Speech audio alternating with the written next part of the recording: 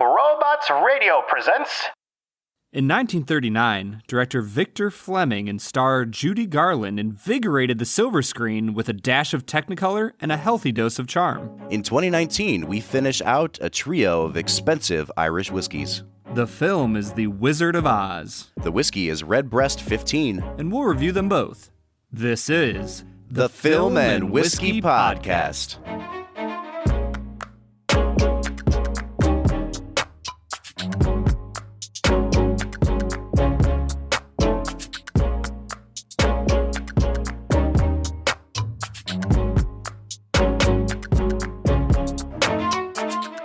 Welcome to the Film and Whiskey Podcast, where each week we review a classic movie and a glass of whiskey. I'm Bob Book. I'm Brad G. And this week we are looking at the 1939 film, The Wizard of Oz. Brad, I don't know if it's necessary for me to ask you this, but every week I ask you, have you seen the movie The Wizard of Oz prior to this viewing? Bob, does the Film and Whiskey Nation know what the word viscous means? That is a hearty yes, my friend. Yes, Bob, I have seen The Wizard of Oz before. I was terrified by it as a child. As were we all, Brad. And that's what's going to make this episode interesting, I think, is that for a lot of people, The Wizard of Oz wasn't just a movie from their childhood. For a lot of people in America and across the world, The Wizard of Oz was the very first film they can remember seeing.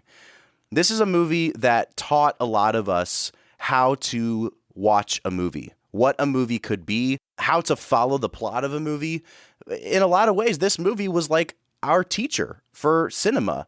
And so I think it's going to be really hard, for me at least, throughout this episode, to separate the fact that all of us have such a connection to this movie from what we've kind of made our job to look at this movie with a critical eye. I don't know if you have that same tension as I do, but that's kind of what I'm coming into this with. Well, as you were talking about this movie, being iconic for our childhood and how it really helped teach us how to watch movies and understand plot and dialogue and all that, the main thing that I could think of was that in the same way that like a kindergarten teacher force feeds the kids how to learn the alphabet, so Victor Fleming force feeds us the plot of Wizard of Oz. The Wizard of Oz. This is probably one of the least subtle movies I have ever watched in my life, Bob. Yeah, and one of the things that I want us to avoid, and I don't think that you'll do it, Brad, because we've addressed this before, I think this movie could really easily fall victim to that argument that people have, which is,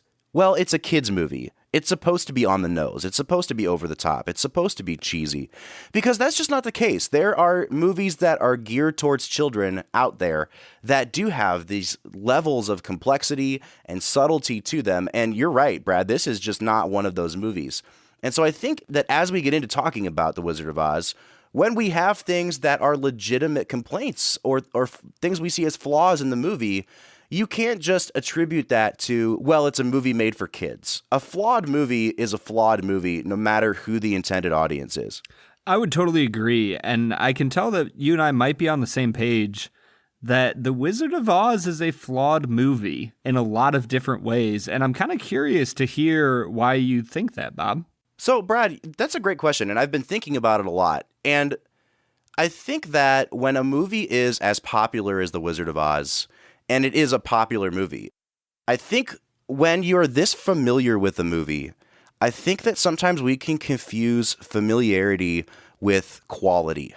And I started thinking back to the debates we had about Star Wars and the debate we had about Forrest Gump, because those are two movies that are also so familiar with audiences that it's really hard sometimes for us to kind of divorce the fact that we know every line, we know every beat of the story, and we hold it so near and dear to our hearts from asking the honest question, is this actually a great movie?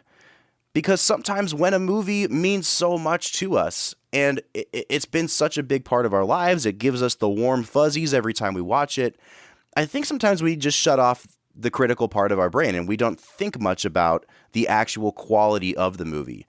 And so as I watched The Wizard of Oz this time, yeah, I was familiar with everything that was happening. I love so much of what happens in this movie, but I also couldn't tear myself away from the fact that just because I am familiar with everything that happens in this movie doesn't actually make it a great film. Honestly, Bob, I think you bring forth a lot of really good points. And before we go any further, we might want to delve into the greatest section of any podcast known to mankind, which is Brad Explains. Yeah, I think we should go ahead and do that. Brad, will you explain to our listeners, who clearly have never seen the film before, what the plot of the film The Wizard of Oz is? I'm going to be honest with you, Bob. As I'm watching this movie, as much as Victor Fleming was forcing the narrative plot, into the audience's brains, I think he had to do that because this movie literally makes no sense. There's a bunch of witches, and some of them are good and some of them are bad. And for some reason, her house falls on a witch and kills her. And then those ruby red slippers appear on Dorothy's feet. And Glinda is just like, now here is some plot. You need to go do this thing. Don't worry, she doesn't have power over you, even though she's going to kill you later in the movie, or at least try to. I'm coming out very early. Bob, I hate this movie. Okay, well, I'll say this. I don't hate the movie, but I'm really glad you're getting at some of this stuff now. And I was going to save it and drop it all as a bomb in the analysis section of our podcast, but I think you're getting at something really important. So if you don't mind me kind of hijacking Brad Explains for a minute, I do think we should attempt to give some explanation of the plot of this movie. So let me jump in as Bob Explains for a minute. So The Wizard of Oz is a movie about this young girl named Dorothy Gale who is kind of forgotten and ignored by everyone in her life. She lives on a farm in Kansas where everything is dull and dreary.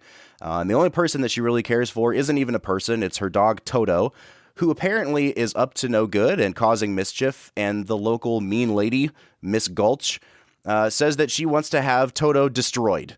And Dorothy decides to run away from home. She has a change of heart, decides to go back home. And as she goes back home, there is a tornado that happens. Dorothy runs into the house looking for her family. She gets knocked on the head, as Brad said, by a window. And the rest of the film is her imagining herself in this faraway land called Oz. And she learns a life lesson, and she gets sent back to Kansas, or she wakes up from her dream.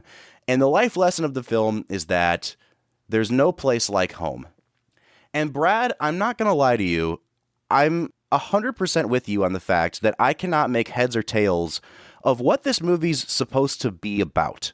I don't understand what the moral of the story is. And I can quote to you, there's no place like home. But I don't think it actually makes sense in the context of the movie. Judy Garland's character, Dorothy, runs away from home, not because she is looking for greener pastures, but because someone's gonna come try to kill her dog. The reason she says, let's run away, is because she's trying to protect her dog. She has a change of heart and decides to go back home, and then the whole dream sequence in Oz is supposed to be a fantastical retelling of what we've already seen as she learns this lesson about the people in her life that care for her and how she should go back home. And at the very end of the movie, she tells Glinda the Good Witch, and I'm paraphrasing, if I ever want to look for greener pastures again, I only have to look as far as my own backyard. What have you learned, Dorothy? Well,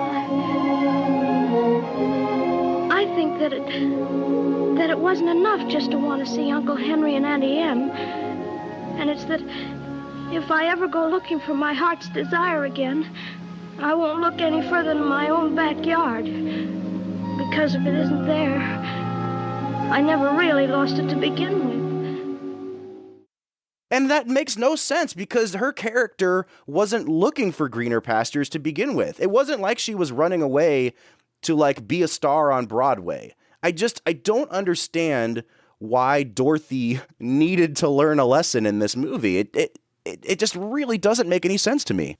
Well, and you're forgetting a key part, that the reason she goes home in the first place, right before the tornado, is because she meets this creepy dude on the road who's like a fortune teller, but he's just kind of some middle-aged man who's like, oh, I see your aunt, and she's dead, and I see your uncle, and he's scared, and so she's like, oh no, and I'm like, really? How many fortune teller, kooky old guys are roaming around the Dust Bowl in the middle of the Great Depression telling young girls their fortunes? Well, so what was that all about? I actually thought that was one of the most believable things in the whole movie, to be honest, because when you think back to when this story is supposed to be set, which is like the late 1800s, I mean, you've got people going all over rural America in these buggies that are selling them elixirs and, early versions of Coca-Cola that have hallucinogenic drugs in them as some sort of medicine. So, like, having a huckster in town doesn't seem like it's that far-fetched to me. And so, like, of all the things in this movie that I could take issue with, like, that was not one of them for me. Huh. So I'm not going to lie. I 100% thought that this movie was also set in the Great Depression. It was made in 1939. I thought it was set in like 33, 34. I mean, it might be, but the very first thing you see in the movie, they put this title card up that talks about how the story of the Wizard of Oz has been around for 40-something years. And so, I don't know, maybe it's set in 1939, maybe it's set in 1899.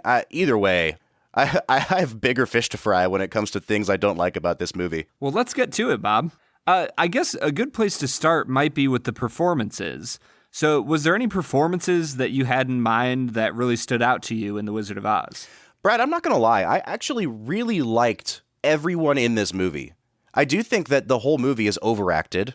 I do think that the whole film is like at this heightened sense of emotion. And I think if you really wanted to nitpick Judy Garland's performance as Dorothy, you could, because I think she's supposed to be playing a character who's like 11 years old, and she's 16 years old. And so sometimes her little girl act does come across that way.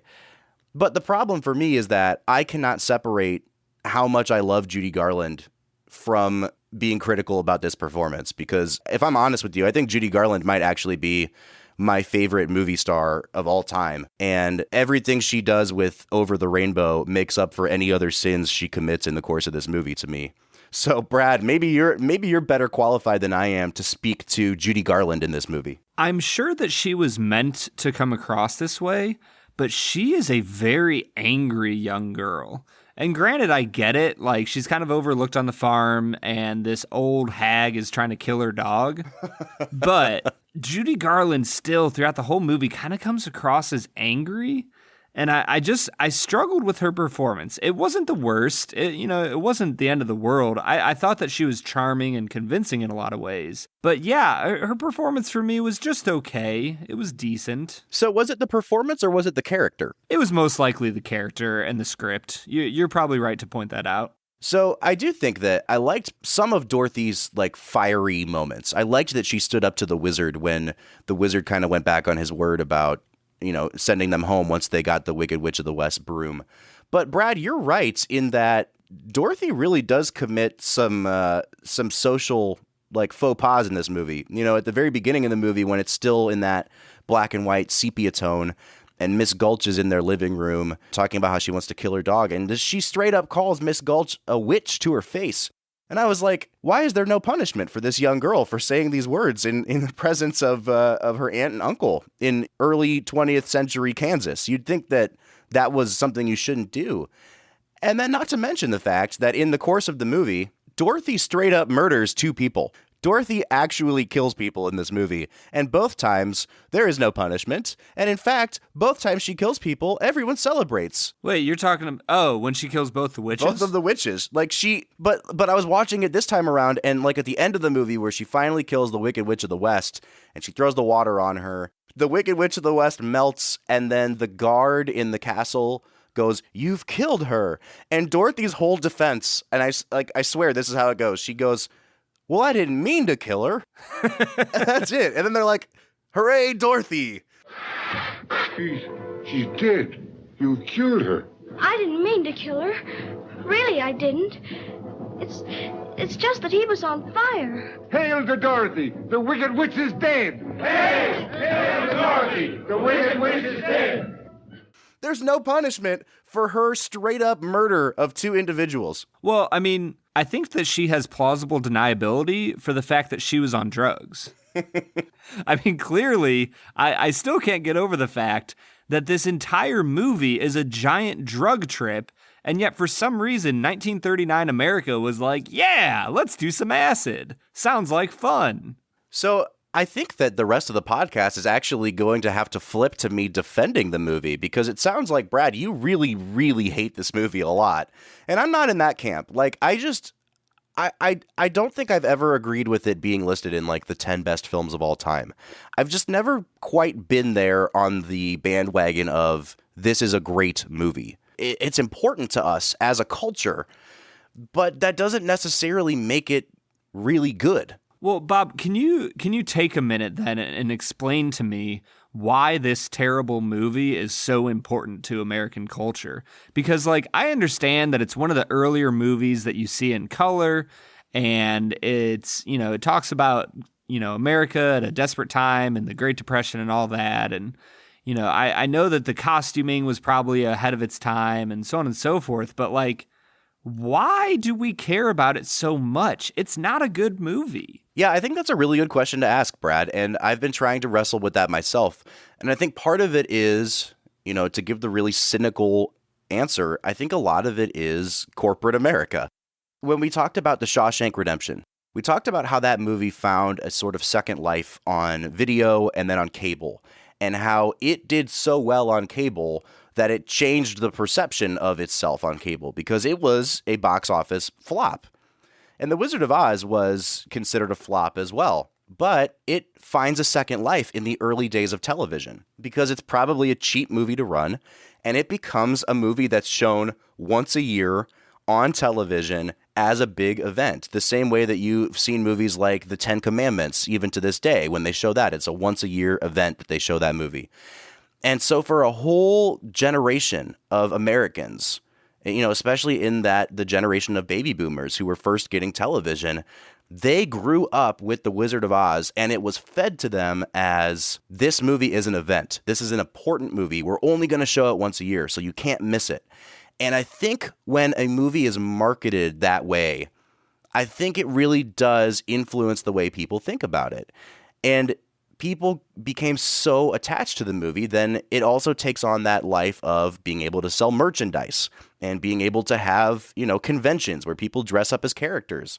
In a lot of ways, this movie is so similar to what we've seen culturally from a movie like Star Wars. And I know I'm probably going to get you mad just comparing it to Star Wars, Brad, but in terms of cultural impact and in terms of the way people have latched onto it, I do see a lot of similarities that way. Well, I think the reason that Star Wars was such a deep cultural impact was because of, you know, the greater world at the time. You were facing the Cold War, and I think America was desperate for a simple story about good versus evil. And so I think that it resonated for a lot of different reasons, but even beyond all of that, it's a really good movie. And so I understand why Star Wars has a cultural impact, and I would agree with you that The Wizard of Oz has had a similar type of cultural impact with, you know, the types of fans it might attract, but I just don't understand it because when I watch this movie, it's not a great movie. And, you know, I'm coming across very strongly right now. Are there good parts to this movie? Yes. Like, the music is fun. The acting is honestly overall pretty good. Outside of some of the bit characters like Glinda, the acting is pretty decent by the main characters. I really love the Scarecrow especially. He gives a really heartfelt and convincing performance. So I don't want to come across fully as this movie is complete garbage, but I guess one of the reasons I'm hating on it is because I don't understand why the culture loves this movie so much when it's just an okay meh kind of movie. Brad, and now you understand how I feel about Star Wars: A New Hope. Star Wars is such a better movie than Wizard of Oz. Please agree with me on that. So, Brad.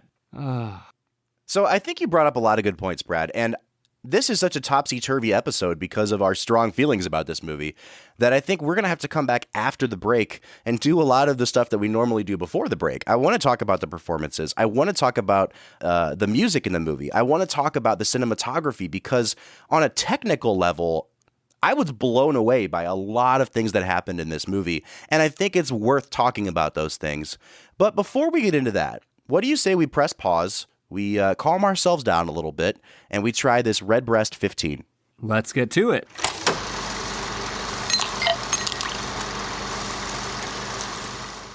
All right, so today we are checking out Redbreast 15 year.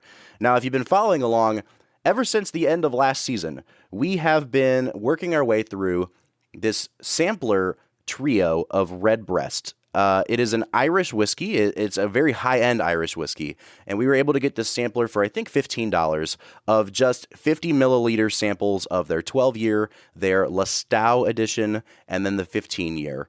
And it seemed overpriced when I bought it at $15, but looking at the price tags on Redbreast, I actually think I made out okay on the deal. Brad and I liked the 12, didn't like the price tag. Brad and I kind of liked Lastau, really didn't like the price tag, and now we're into what is considered like the Cadillac of Redbreast, the Redbreast lineup, which is their 15-year. And as you can imagine, I'm sure this one is going to have an even higher price tag on it. Brad, what are your thoughts on the Redbreast line so far? I have been really intrigued by the Redbreast line. I struggle with the price. It's really, really expensive. It's a good whiskey. Like, I get why they want to charge as much money as they do, because we all like making money. You know, I don't begrudge them for making a pretty penny off of this stuff. I just know that they won't be making a pretty penny off of me. I think that's a good way to put it. So we've poured out our Redbreast 15. Not down the drain, but into glasses. And Brad, Brad, I want to know. I'm glad you clarified. Yeah, thank you, Brad. What are you picking up on the nose of Redbreast 15? Honestly, this one smells more like Scotch than any of the other two. There's something about it that it's not peatiness, but there's kind of like a sea salt to this whiskey that I'm really interested in. Yeah, I don't know if I would say that it smells more like Scotch, though, is the thing. It definitely smells different than the other two. I don't think it has as much of that smoky, peaty scent to it as the other two do. And I actually think in a lot of ways, this might be the most subtle of the three. There's not as much of a nose as there was on the Lastau. I'm definitely getting butterscotch, and I think, Brad, that might be where you're getting your Scotch comparison, because it's almost a toffee kind of sweet smell to it. And then I get a few little fruit notes. Like I have some pear on this. I don't know if you're picking that up, Brad, but I'm kind of disappointed in the nose on this. I actually really like this nose. I really like the kind of sweet sea salt nose that I'm getting. I'm going to go ahead and give it an 8 on the nose. Yeah, I'm only going to give it a 6.5. So I'm hoping that it tastes better than it smells. Why don't we give it a sip, Brad? Ooh, that literally tastes like a salted caramel cheesecake. That is really good. Yeah, I don't get any cheesecake on this. I will say that the very first thing I just jotted down is that this is more bourbon-y in taste than the other two. The notes that I'm getting on this remind me of bourbon. Like, it doesn't taste exactly like a bourbon, but it's sweet. It has those spices throughout. I think you're right, Brad. There's definitely caramel to it. And that's something that we didn't get on either one of the other two Redbreasts. So I guess calling it bourbon-y wouldn't necessarily be a bad thing to do. Oh, dude, this is good stuff. All right, well, we'll see what you think in a couple minutes here when we get to price. $900. All right, so... Yeah, honestly, I'm not really getting the bourbon comparison, Bob. I do recognize that it is on the sweeter end, but I'm really delving strong into that sea salt type of flavor. And I guess I did say caramel, but man, this is a really, really good tasting whiskey that I'm going to give a 9 out of 10 on the taste. A 9, wow. Yeah, Brad, I know that you like Irish whiskey better than any variety of whiskey. This one's not doing it for me. I think I'm going to give this a 7 on the taste. I did like it. I liked the sweetness that went along with it. It didn't have that butterscotch note. It definitely was more caramel, and I think the fact that those two different things are going on in it, and I'm not picking either one of them up on the nose or the taste, is kind of throwing me off a little bit. So I'm going to give it a 7. All right, so on the finish, Brad, I thought that this definitely got bitter on the finish, but in a way that almost reminds me, we talk sometimes about tannins in the barrels on some of our whiskeys, and I definitely get oak on this. It dries your mouth out, and it has those bitter notes in a way that reminds me of a really dry wine. It doesn't have wine flavor to it, but it kind of does the same thing in my mouth. I don't know does that make sense to you? I think it's an interesting comparison to wine. I would agree that it has some kind of nice depth to it that would remind me of a dry wine, but I didn't think it dried out my mouth in that way. I thought that it left a really pleasant amount of liquid on my palate, as weird of a thing as that is to say. It was really nice and smooth all the way through the finish. I'm not really getting all that bitterness that you're talking about. I still taste that sea salt, kind of cheesecakey type of taste to it. I'm going to give it a 9.5 on the finish. Oh my gosh. I am really enjoying Hey, this. we're going to be, like I'm telling you right now, man, we are going to be very, very divided on this. It's not that I'm not enjoying this. It's just not wowing me the way it's wowing you. I'm not a fan of the taste on the finish, but I am a fan of the length of the finish. I think you're right, Brad, in that you're talking about like the amount of moisture that it leaves on your mouth. I do think it dried my mouth a little bit in terms of having those dry, like wine tannin notes. But it was a long-lasting finish, and I really liked that. And I'm just going to give it a 6.5 on the finish. So we're already three whole points removed from each other on finish. Ugh. And that brings us to overall balance. Now, again, I thought the nose was unremarkable. I thought the taste was really good. I thought the finish was unremarkable. So I'm going to disappoint you again, Brad. I'm only going to give this a 6.5 on balance as well. Bob, I think that from start to finish, this is one of the most well-balanced whiskeys I've ever had. And I'm going to represent that in my score by giving it a 10 out of 10 on balance. Oh my gosh. This is such a well-balanced whiskey. I get that sea salt note all the way through, and yet there's a depth and complexity to it as I move it through my palate that makes me fall in love with this whiskey. All right, so there have been times where Brad and I have each disliked the same whiskey, and I'm usually more measured in the way that I assign scores. And so, I'll give a whiskey, an overall 25 out of 50 or whatever it is. And Brad will come in and say, my overall score is a 1.9 out of 50. And I say, Brad, how could you possibly come out to a score that low? Yeah. And today, I'm going to do something that I have never, ever done before. And I am in the Brad G role today. Because our last category is value. Now, Redbreast 12, I think, was $69.99 for a fifth. Redbreast Listau, when we just drank that a few weeks ago, I believe was $79.99, and we said, how dare they? Redbreast 15, Brad, in the state of Ohio, for a fifth, will set you back $109.99. Which means, Brad, at retail price, this is the second most expensive whiskey we have had on the podcast, behind Bardstown Bourbon Company's Pfeiffer Pavitt Reserve. Well, Bob, you know what to get me for my birthday. So let me ask you that. But before you just give it a score, Brad, as a guy who clearly likes this whiskey, do you think you like it enough that if it was just for you, that you would buy yourself a $110 bottle of this whiskey? Does my wife know that I'm buying it, or am I buying it with cash? I'm not going to answer that. I would not buy this for $109. That's so much money, Bob. Yeah, this is just ridiculous. And Brad, as I said, I actually think that I might like this the least of the three Redbreast, which is really fascinating to me. It's not that I dislike it, but just on a flavor perspective, it's not knocking my socks off. So clearly I would never spend $109 on this. And I am appalled that Redbreast thinks that anyone should spend $110 on this. And I am going to give this a 1 out of 10 on value. My first ever 1. Ooh, yeah. Basil Hayden's took that for me, getting, ranked 1 in a category. If this was the price of the Listau, if this was like $60 to $80, I would probably give this like a 6 or a 7 on value.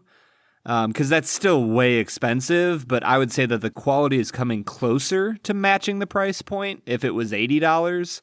But at $109, that is so much money. I'm going to go ahead and give it a 4 out of 10 on value. So here's what I want to say, even before we just say our final scores and our average, is that this is how important value is in our eyes.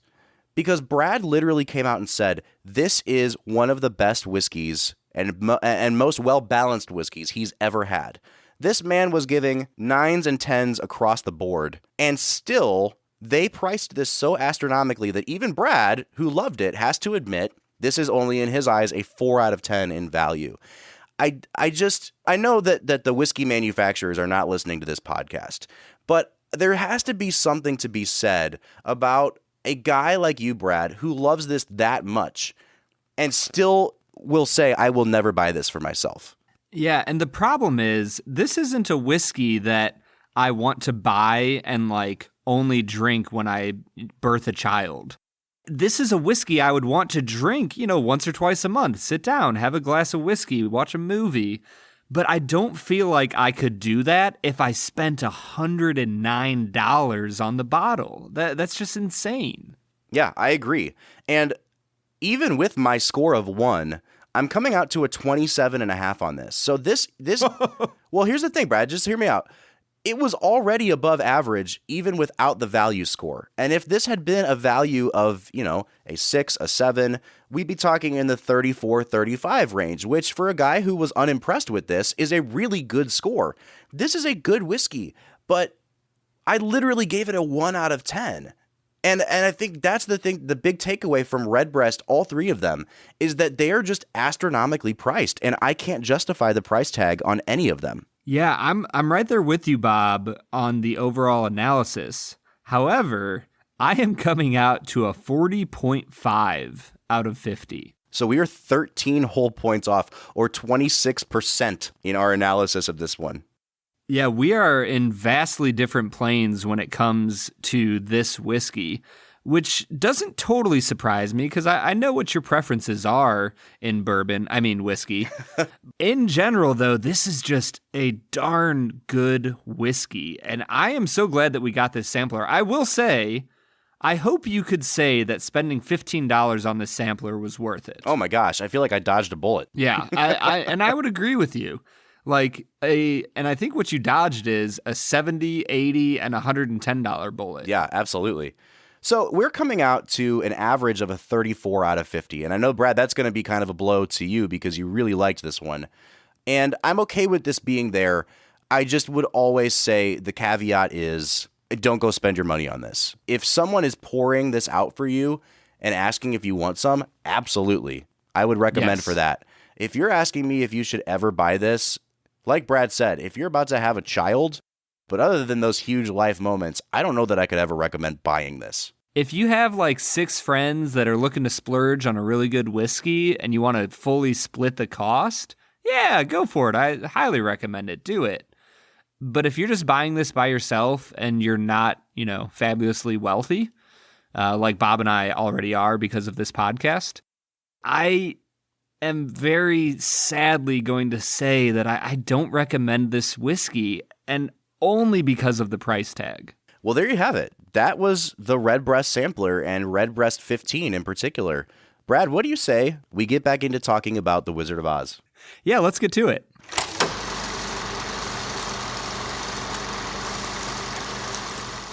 All right, so that was Redbreast 15, a whiskey that Brad clearly liked more than I did, and even still did not recommend.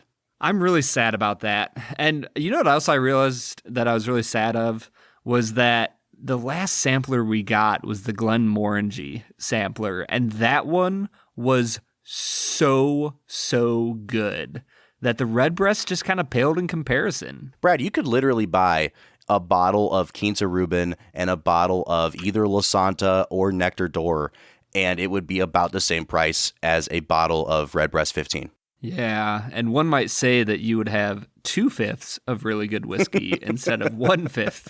Hashtag math major. All right, so Brad, it's time for us to get into one of our favorite segments here on the show, where we read 1-star reviews of the movies we're reviewing, and this segment is called Hot Takes. Hot Takes.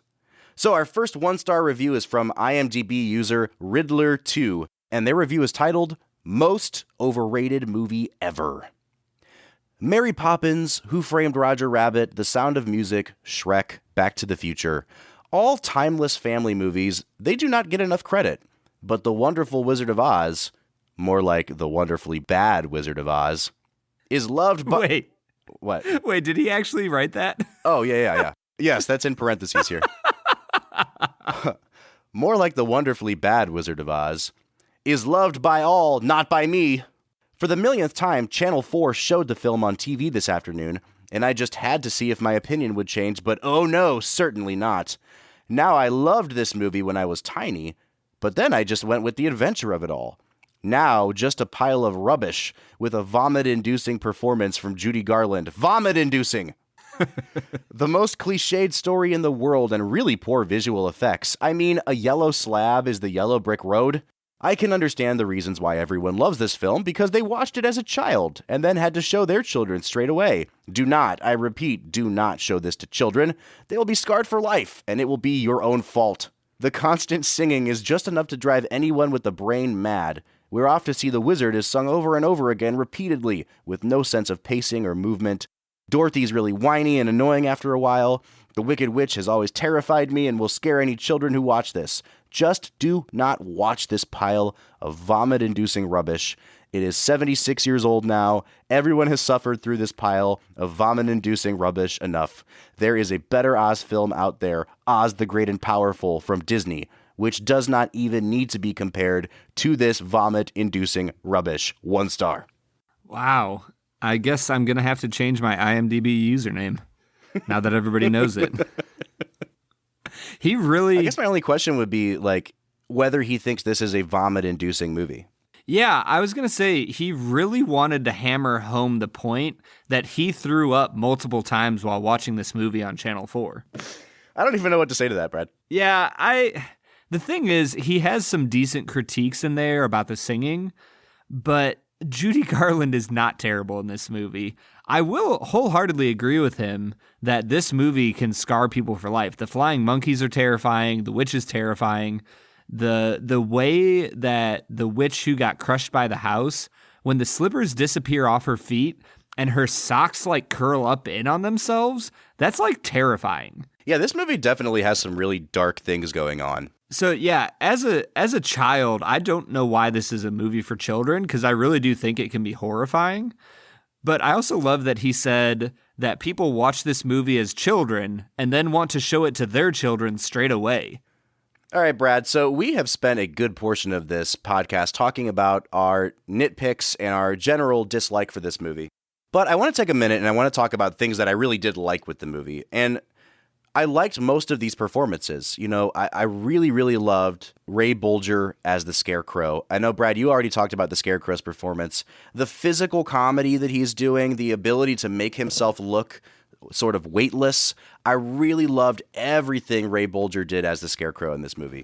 Yeah, the Scarecrow was really wonderful. You know, if I had to rank the three, you know, the Scarecrow, Lion, and Tin Man, I really love the Scarecrow the most. I like the Tin Man a lot, and I really despise the Lion.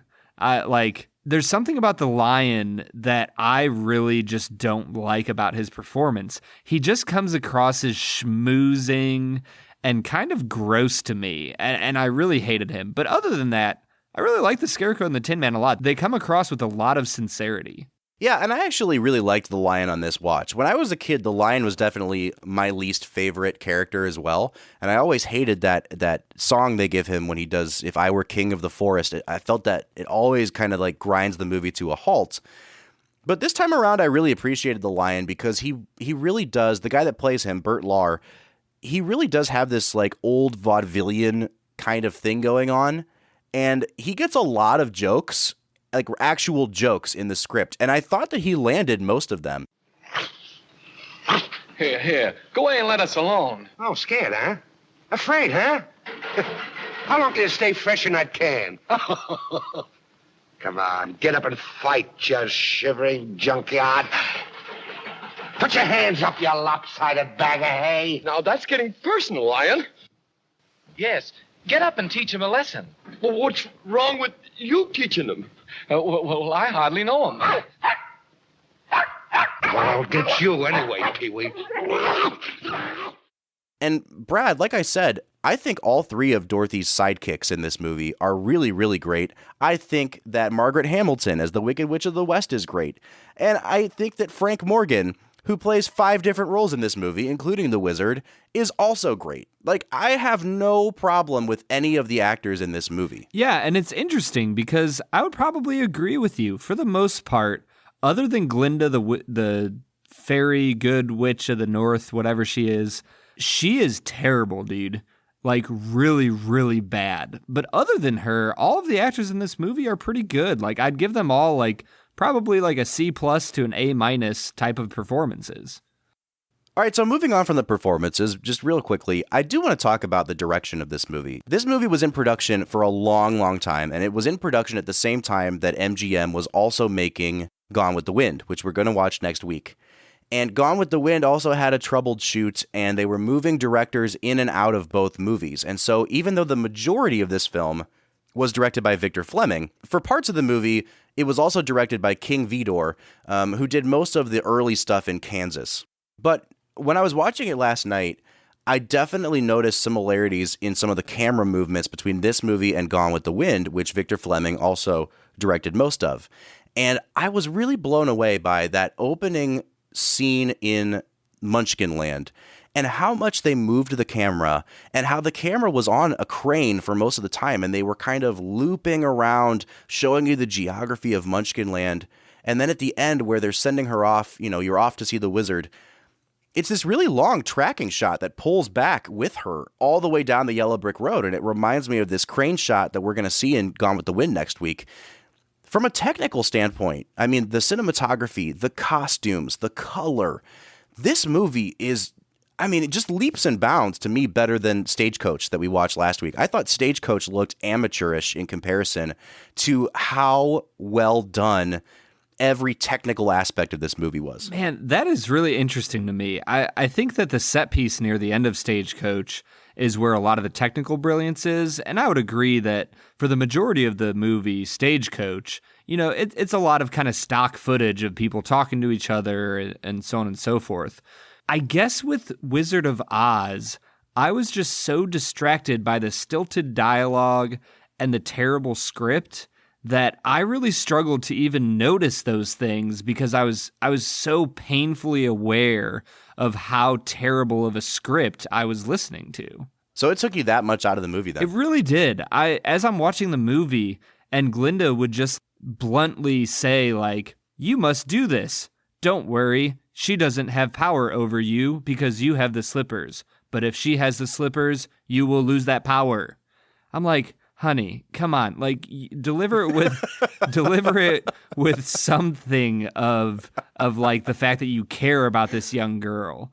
And that's not even all on her. The lines themselves are just terrible. They're literally force feeding you plot information that could be delivered in much better ways. Well, and this is my big problem with the movie, is that what's happening in Oz, it's supposed to be a dream, okay? And I understand that.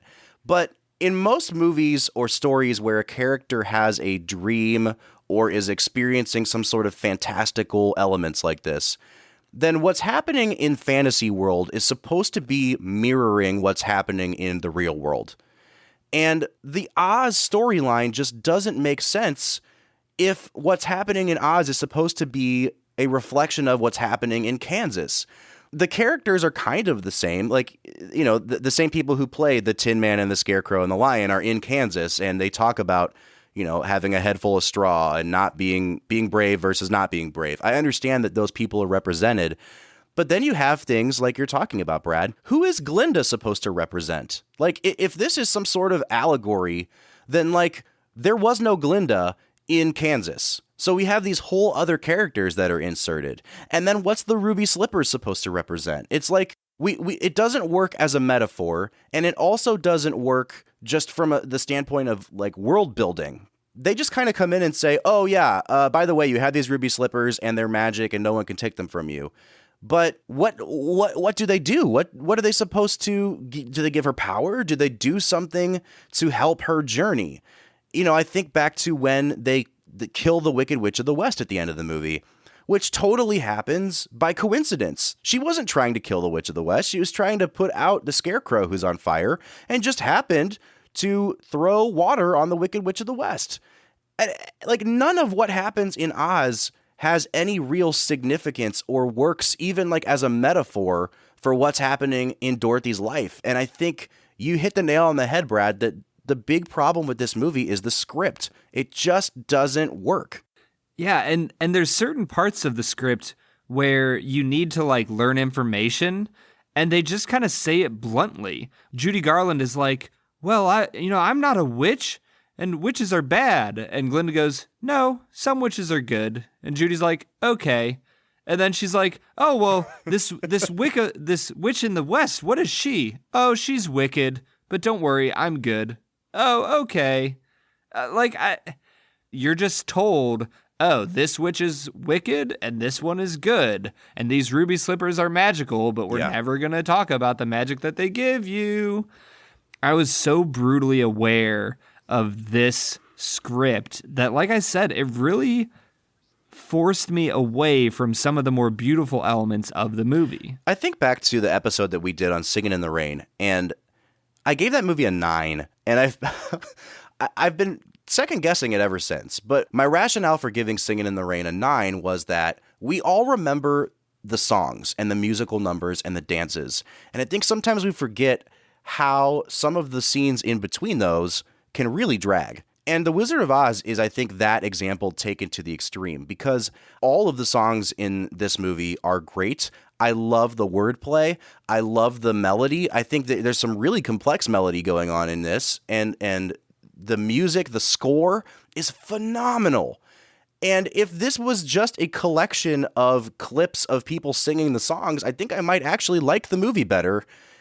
And I think that's what really bothers me about it, is that I love so much of what's happening musically in this movie, but the plot, the story is just, it's just lacking.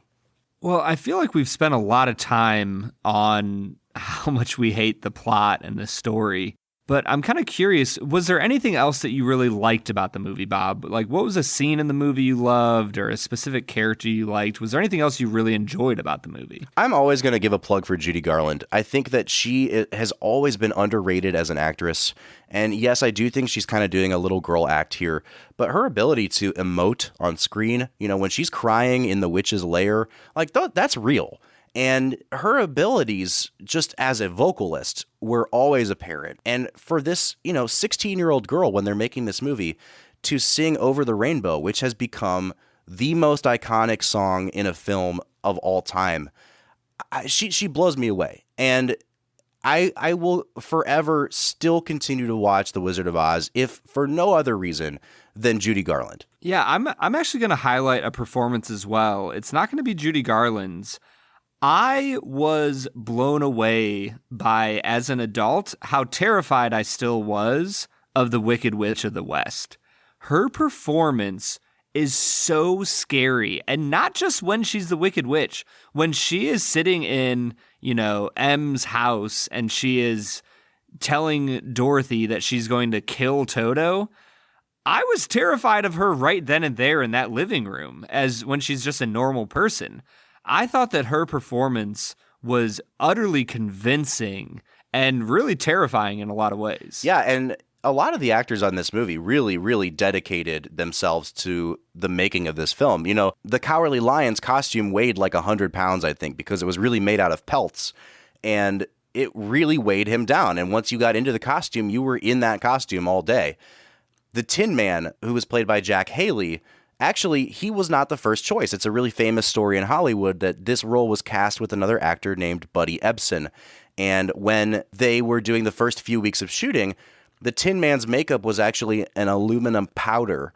And he inhaled so much of this aluminum powder that it put him in the hospital and he couldn't breathe, at all. And so they just quietly fired him while he was recovering and replaced him with Jack Haley.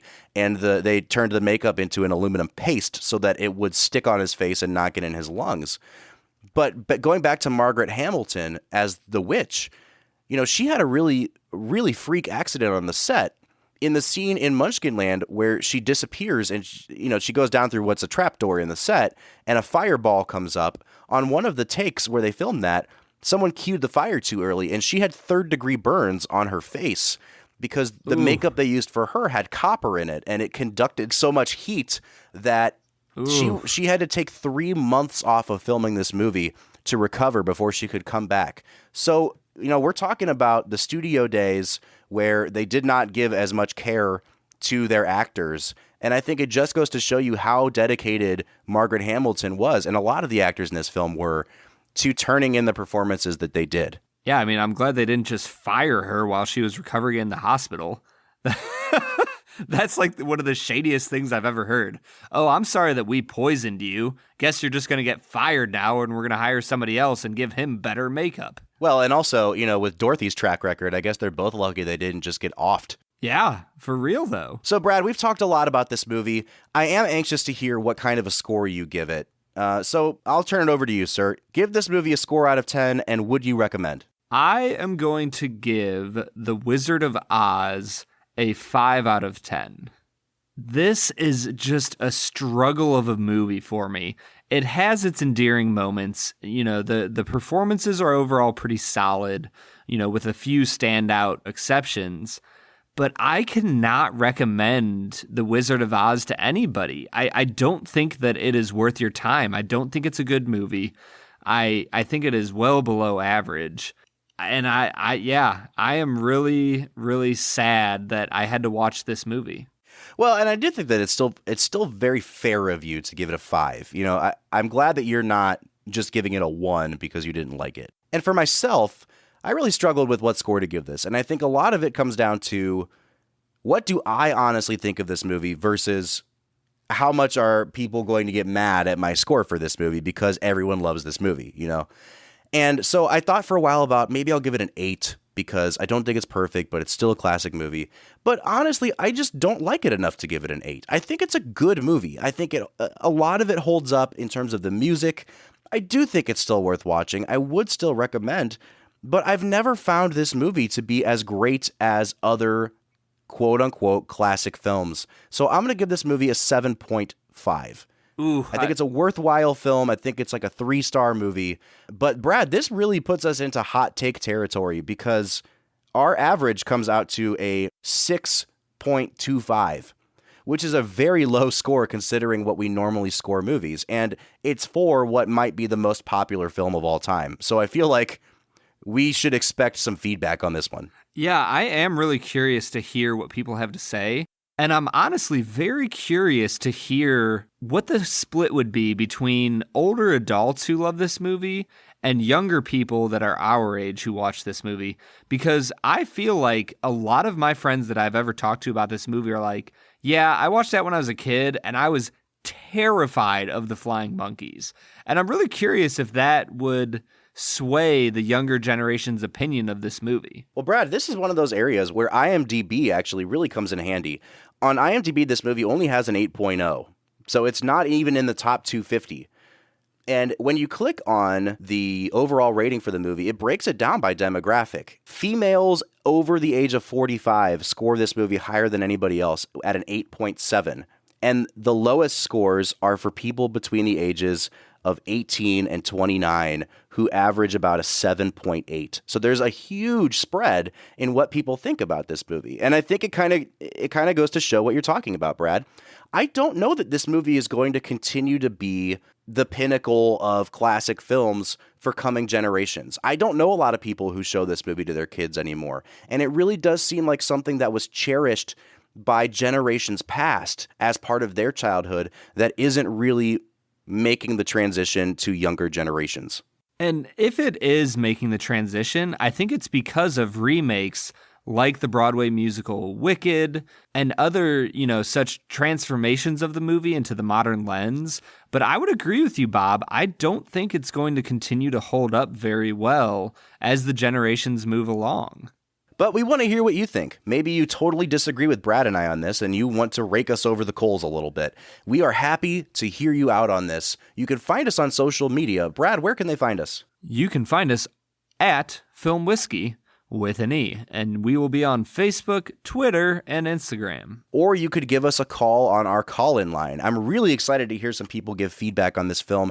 If you have a take on The Wizard of Oz, please call and leave a voicemail. We'll play it on air and interact with it. Our number is 216-800-5923. Once again, that's 216-800-5923. 5923. And I just want to say one last thing. Guys, we are still a new podcast. So if you have anybody that you want to share your frustration with over our take on The Wizard of Oz, tell them to listen to the episode and get angry at us with you. If you're really enjoying the podcast, give us a like, show us some love on iTunes. You know, those 5-star ratings really go a long way. We're just so thankful that we get to put any of this content on the air. You know, we love movies, we love whiskey. But even more than that, Bob, I think we could agree that we love sharing all of this with Film and Whiskey Nation. Absolutely. And we're looking forward to doing it again next week when we'll be back finishing our series on films from 1939 with the granddaddy of them all, Gone with the Wind. For the Film and Whiskey Podcast, I'm Bob Book. I'm Brad G. We'll see you next time.